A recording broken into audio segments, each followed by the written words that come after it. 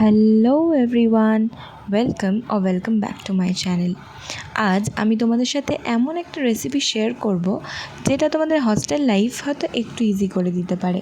হ্যাঁ, আমি খুব ভালো করে জানি যে হস্টেলে থাকার জন্য কোনো রেসিপি লাগে না, লাগে মনের জোর, না বলার সাহস আর একটা multi cooker.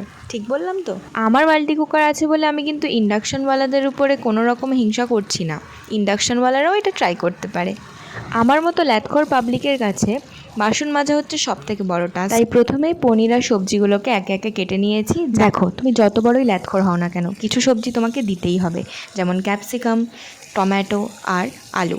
Because after all আলু is our best friend, right? কাটাকুটি সমস্ত ডান হয়ে গেলে পনিরটাকে প্রথমে ভেজে নেব। তারপর তেলের মধ্যে সামান্য ফোড়ন হিসাবে যদি তোমার কাছে জিরে থাকে, বাই চান্স আমার কাছে ছিল তাই আমি ইউজ করেছি। জঙ্গলে গুপ্তধন খুঁজে পাওয়া আর হোস্টেলে ফোড়ন খুঁজে পাওয়া, এই দুটো অনেকটা সেম। বাদ দাও সেসব, জয় করে আমি আমার সবজিগুলোকে এখানে ফ্রাই হতে দিয়ে দিয়েছি।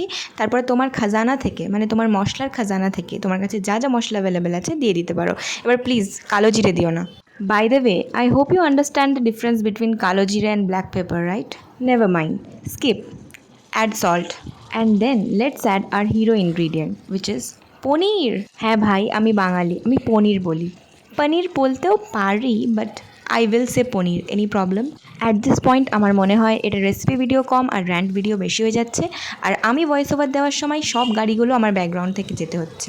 দেখো, কথা বলতে বলতে আমাদের সবজিগুলো মোটামুটি ফ্রাই হয়ে গেছে। এখানে তুমি 1 বালতি জল দেবে না, সামান্য পরিমাণে জল দেবে, যতটা তোমার সবজিগুলো সিদ্ধ হতে দরকার। আর যেমন কোনো এক মহান ব্যক্তি বলেছিলেন, টাইম হিলস এভরিথিং, তাই তুমিও রেসিপিটাকে টাইম দেবে আর ঢাকা দিয়ে ওটাকে সিদ্ধ হতে দেবে। মাঝখানে প্লিজ কিপ ইন চেক যে তলাটা ধরে যাচ্ছে না, क्योंकि ये मल्टी कुकर है भाई, कढ़ाई नहीं। And voila, after everything add some garam masala and it's time.